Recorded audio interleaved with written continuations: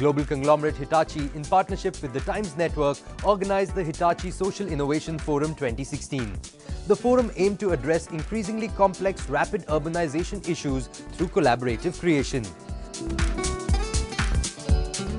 On the previous episode of the Hitachi Social Innovation Forum 2016, we saw a gripping panel discussion on the transition from traditional to digital banking and the challenges and enablers that come along the way. Hello and welcome to the third episode of the Hitachi Social Innovation Forum 2016. On today's episode, we bring to you a captivating discussion on the importance of a robust IT infrastructure and how it is crucial for businesses to sustain and succeed in a fast-paced environment. We would love to know what's happening with construction, manufacturing, oil and gas, all the heavy machinery, what role IT infra is playing there. So if we can start with you, Mr. Ghosh, at M&M, but not just Tech Mahindra, the other parts as well. I will stick to rather outside Tech Mahindra, which will be probably of more interest. See, you mentioned data center. Data center is actually a very drab place. If you enter, you will not like it. It is cold. There are no people inside. You will see cable and noise constantly. It will actually, after some time, it is irritating.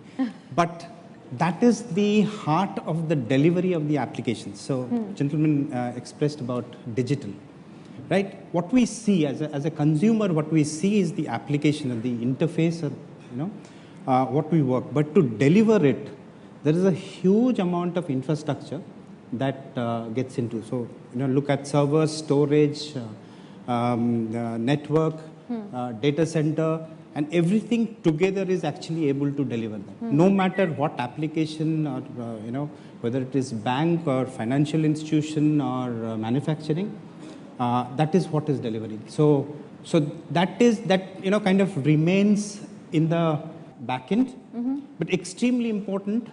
And if it doesn't work, the application will not get delivered. So the businesses, what we try to achieve through those applications will just not be able to achieve. The screen will just go blank. Mr. Prabhu, are you seeing IT infra changing things for you, despite oil prices crashing there? If you ask me, for us, IT infrastructure, basically my manager or the MD always says that you guys are business enablers and not the support function. So he calls us more of business enablers and not the support function. From an infrastructure point of view, the infrastructure is evolving. There is cloud, there is everything as a service that is coming in. From our business point of view, there is a huge amount of business growth that is we are expanding in retail. So we have our petrol stations being set up almost 2 to 3 every day. You don't see them in Mumbai, but outside Mumbai there are many which are coming up. So for us, a 24/7 availability is very important. Now, when you look at infrastructure, typically you have or information security on infrastructure. Typically you have confidentiality, integrity, and availability. Right. In case of oil and gas, is actually gets reversed. It is availability first because our refinery has to run 24/7. Then you have the integrity because every data or whatever instructions go in the refinery have to be accurate. And the last one is the confidentiality part. So for us, availability, and in case of infrastructure, the availability becomes utmost important, and that is how we look at infrastructure for SRO. Right. We'd love to hear the L&T perspective. These days everybody is scared that robots are going to overtake their jobs because, that's the pace of development that's happening. Do you foresee a future where perhaps we'll have robots doing all the heavy lifting and, building the metros for us? L&T is largely into project business, and IT infrastructure means for L&T is always available. I'll answer her question regarding robotics, but in a different way. The main thing is in Larsen & Toubro, the challenge what we face is that they want an experience of a commercial world sitting in a corporate world. The demand for IT, the user experience from IT is how closely we can match like Uber, Ola or Meru's type of experience what we are going to give to them. And for us, IT is a lifeline of Larsen & Toubro's business. Like good old days when you used to have only man, material, and machines, the big addition over there is called a web. And without that, nothing works. And there are umpteen number of examples we can go ahead to do that. Coming back to the robotic question, L&T has taken a great step towards aligning with partnership of General Electric, where we are going to enable our all back-end machines for doing performance management, health checking, and things like that. Robots will definitely come, but they will call a soft robot in our business. We would like to get rid of a lot of support staff which is working in various organizations using chatbots. And a good amount of experimentation is we are experimenting it and trying to do a first phase of pilot in the next 2 to 3 months. I don't see right now the robots in lifting, but definitely robotics has gone into workshops towards very specialized welding. They can sense seam, they can sense the job, they can sense the material, and that's how some of our very prestigious jobs, what we have delivered to Indian Navy, they have been enabled with doing robotic welding. And that's where our experience goes. Right. That's scary at one level, the kind of jobs getting replaced. I hope, robots don't replace journalists as well, but I'm sure a lot of people would like that. Yeah. But Anuj, just coming to you, one question that, IT managers or, always have to grapple with is, when is the correct time to upgrade your IT infra, and do I really have to spend money on that? Can I make do with it? Do I have to replace or upgrade? Has that conversation become more intense now because of digital? I'm sure you're going and, telling them you have to spend on discretionary, you have to spend on digital. So, have those conversations intensified now? Do they have to upgrade? Do they have to replace? So let me give one perspective. Today we are a 1.3 billion population, right? About 250, 300 million on the internet. As per 2020 report, about 600 people will be on the internet. We are about 250 million penetrated smartphone users. We'll be about 500 million by 2020. So what this throws is consumerization of IT, right? The entire use, abuse, and the entire usage of IT within the consumerization. So in this, IT needs to be robust, needs to be agile, and it definitely needs to be innovative. In doing all of this, we need to empower the user more and more. We need to ensure that the user is getting the best of tools, the best of devices. He's at any point in time more productive and efficient than what he was earlier. So in doing all of this, IT plays the most critical part. It has to be robust. It has to transform. It has to be an enabler, right? And again, an enabler, facilitator.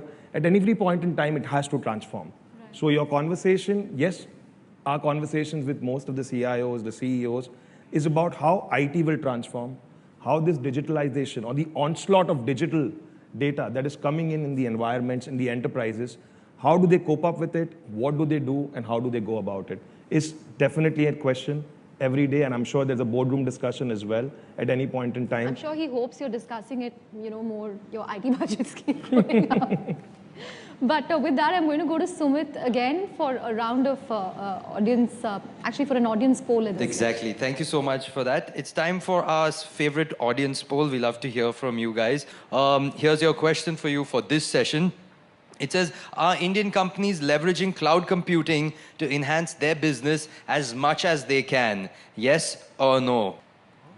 There it is. 45.83% say yes. 54% are saying no. 56 it's gone up to. Very slim margin, almost split half and half. This will be something really interesting for Chandra, for you and the panel to talk about. But quickly, before I come back to you, I'll just take one or two audience questions if they have something on IT infrastructure, if there are a couple of questions. The basic challenge of being a IT strategic designer for the company is that the infrastructure is getting outdated very fast, and so is the applications on it. The challenge remains with our team, our IT team, is how to make sure they're not outdated. That's right. We're getting so much of data, we don't know what to do with it because all the applications are, 5 years old. So, you have to answer this. They can't, they're counting on you. So again, as they say, data is your new digital asset, right? That is the asset. So It was about 5 years back where OPEC, the oil nations, were dictating the economies. I think the future is all about how digital are you, how much control you have over your data, what are the analysis you can do with the data, right? What are the insights you can drive out of it, and effectively make outcome-based decisions. So everything revolves around data. The point is that today, the whole technology spectrum is changing so fast and so quick that it's never the right time to upgrade or not. It's never the right time to, whether it's outdated or not, right? So at every point in time, you got to take a use case, evolve that use case, and start growing on that, because you never know in 2 years, that use case that you had will not be relevant after 2 years. So again, I strongly feel, and I always say that this is the time of destruction and disruption, right? Businesses are going to get destroyed who are traditional, who are not waking up, who are not getting awakened to the fact that they have to move into the newer technology. Disruption from the way we are doing business, right? Classic example, I think yesterday Google announced they're getting into financial sector, right? The UPI, which NPCI is doing, the Geo launch, right?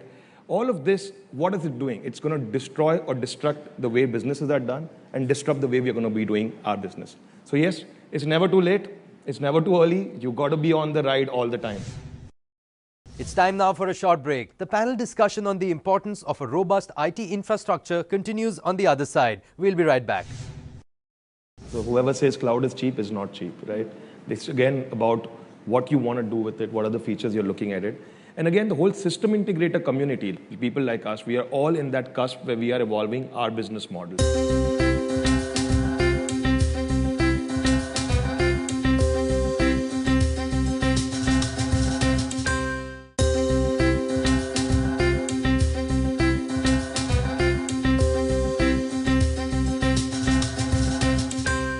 Welcome back. You're watching the Hitachi Social Innovation Forum 2016. Our eminent panelists continue to share their thoughts and ideas about the importance of a robust IT infrastructure for businesses in today's rapidly changing environment. Is cost the biggest driver when you decide to change IT infra? I mean, he said, I don't wait to respond to competition. I would rather be proactive. But is cost a key driver there in actually deciding what to do about IT infra?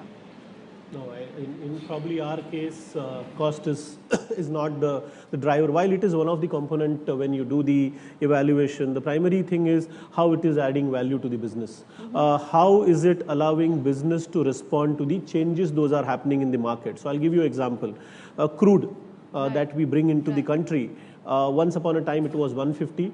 Today it is between 40 and 50. It's a large gap, and today the way it swings, you have to do lot of checking or lot of evaluation before you actually put the crude to processing. Now, are my machines or the servers which are helping me to evaluate crude, are they sufficiently equipped? And that is where it matters. If I look at cost and bring some lower end servers or lower end infrastructure, if my crude evaluation process takes time, I have lost opportunity, and the scale that at which we operate, it may not really help. See, the cost is actually very important. We should not see that I'll not look at cost. Cost means a lot of learning for the organization as to what I'm trying to achieve at what cost. But at the same time, we should not hinder any of the IT projects, because there is an element of risk when IT projects are implemented. So we have to convince first ourselves so that we can convince the organization, the board, to take up major risk for transformation. Many of investment what we made few years back, they were so expensive that in today's world, you go to somebody and say, I want to spend money, probably the answer is no. But you see the value delivery maybe not immediately, but after some time. It is very good investment to create infrastructure, look at the future, and take bold steps also to move forward. And that's where the IT will pay you back. IT will not pay you back next day, but you have to assume something, work on it, and extract juice out of it. That's where you need to convince your management that there is some long-term gain. Definitely. Okay. So I would like to just add here, because we deal with almost all different organizations. We interact with CFOs, CEOs. At what we are seeing, the biggest change now is that if there is a business case, if there is revenue which will come in because of this technology change, the organizations are really willing to look at it. But if it's just about upgrading what your infra is, I think the money is going down there. But if it's going to enable business in a newer way, in a new way you deliver to your customer experiences, which will drive revenue. We are seeing huge amount of money coming in. That's actually a counterintuitive trend. Completely. Yeah. When I look at startups, and I'm saying startups because I'm based in Bangalore, every second company is a startup. The adoption of cloud is huge, because of Amazon Web Services, also the kind of cost at which it comes. Do you think, it's restricted to some of the new age companies, the traditional players, cloud adoption among SMEs, among traditional players? It's still fairly low. It's just getting there. For a startup, it makes huge sense to start with the cloud. It just doesn't make sense to invest, create this thing. And typically when you are saying startup, I also assume there is a connotation that it may fail or it may succeed hugely. Both are difficult when you're making a capital investment. Thinks 90% startups are nonsense. That's but then when it succeeds, it scales up so fast. Then if you make your investment, it would be difficult to match in-house investment. So they will always go. So greenfield, I think startup or any kind of thing will tend to go towards cloud. There's no doubt about it. But the established companies who have for the last 25, 30 years have invested into this. Say, for example, let's take our case. We have a cloud first policy, right? But we also have a data center. Right. We also look at security, the ability of the cloud service providers to deliver and be with us as a partner, right? Not just a service provider. So every refresh, I will look at it whether, hardware refresh of any kind, will look at it whether I can position it in cloud, right? Some of the cases it is feasible, some of the cases it is not feasible. But if you ask me, can you stop my data center?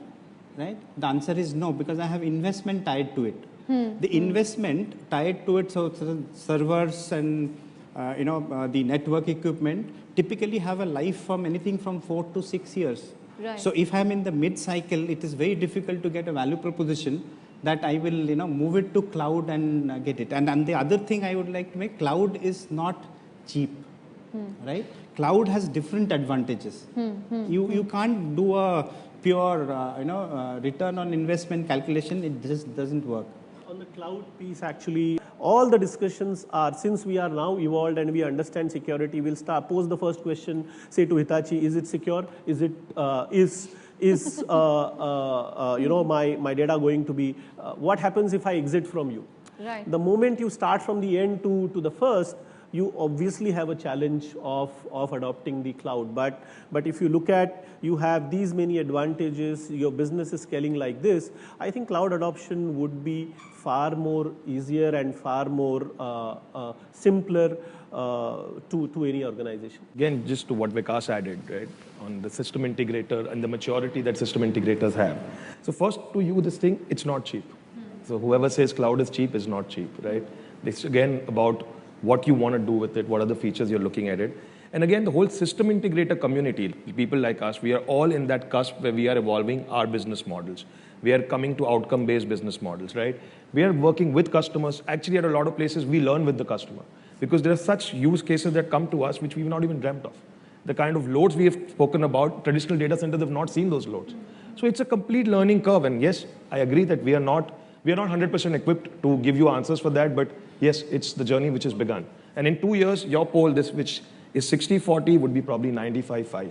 95 on adoption, 5% still wanting to adopt. So at the 6th edition of the Hitachi Social Innovation Forum, we'll ask this question again. I don't think you need to ask the question. It will be obvious knowledge by then. Okay, but I will ask another question to the audience. Has your organization ever seen a breach of security due to a cyber attack? And the poll results are 40% say yes and 60% say no. I'm sure none of you would want to say yes to that question. If you ask individually anybody that whether you have been attacked, generally the answer will be no.